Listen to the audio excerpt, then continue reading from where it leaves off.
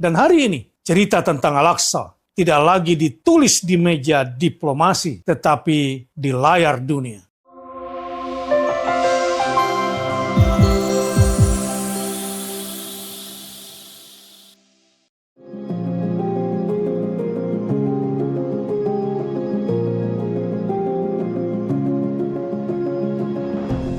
Assalamualaikum warahmatullahi wabarakatuh.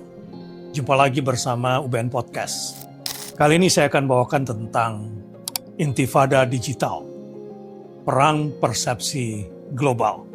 Kita sering mengira konflik di Timur Tengah ditentukan oleh tank, rudal, dan perjanjian diplomatik. Tapi hari ini kita sedang menyaksikan sesuatu yang berbeda. Konflik itu berpindah ke medan yang lebih tajam dan lebih dalam, medan persepsi global. Penutupan akses ke Masjid Al-Aqsa dan pembatasan di gereja Makam Kudus bukan sekedar kebijakan keamanan. Ini adalah peristiwa simbolik dengan dampak geopolitik tinggi. Karena Yerusalem, Al-Quds, bukan hanya kota, ia adalah simbol spiritual, politik, dan peradaban. Disinilah muncul fenomena yang disebut intifada digital. Ini bukan sekedar aktivisme online. Ini adalah disrupsi terhadap monopoli narasi global selama ini. Selama puluhan tahun, narasi tentang Palestina dan Al-Aqsa dikelola melalui diplomasi barat, media arus utama, dan framing keamanan. Namun hari ini, monopoli itu mulai retak. Saya tegaskan, yang kita saksikan adalah runtuhnya hegemoni narasi.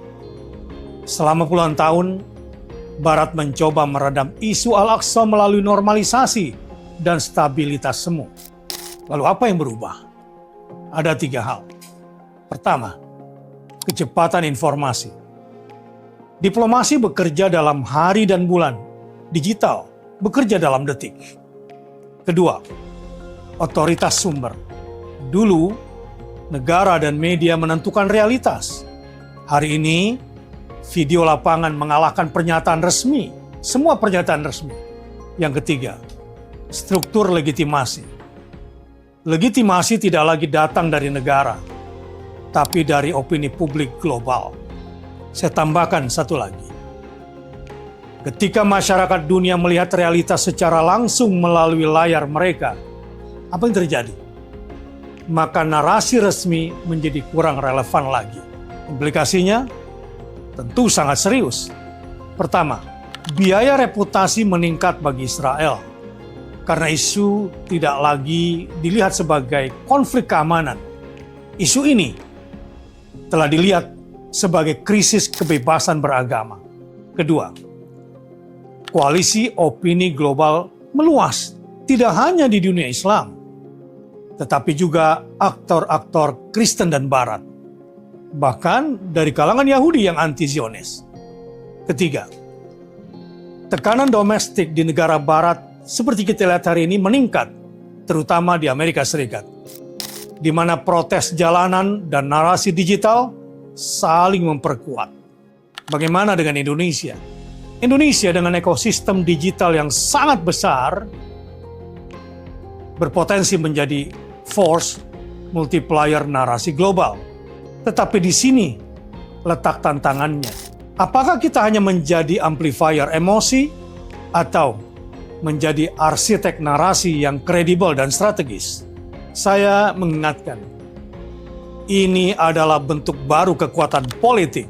Ia bisa mencabut legitimasi moral dari proses normalisasi atau Abraham Accord yang tidak berpihak pada Al-Aqsa.